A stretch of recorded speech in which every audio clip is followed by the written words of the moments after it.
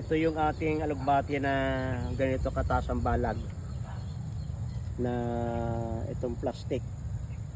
Dapat pala yung mga ganyang kataas ang aking ginawa. Ang purpose ko kasi ito kagaya nito, ito ay pagagapangin ng ganyan.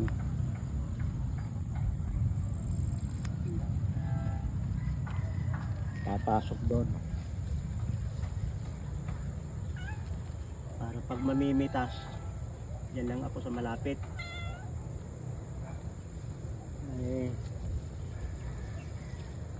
Tingnan nyo, bawat dahon ay may bunga, kaya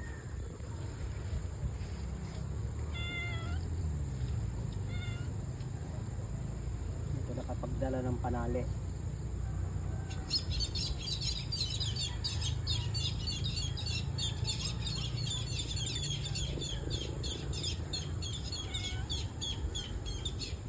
Talagang itong mga kalapit paakyatin na lang natin dito.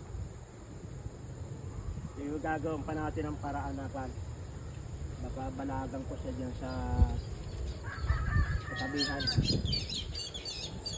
Ito ay malaki pang ilalago.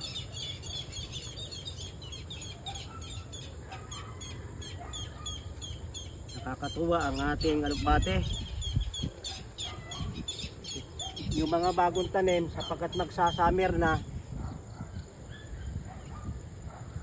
may mga bunga na rin, pero yun ay lalago pa yan. Ito yun, may bunga na at aakyat na sa dito.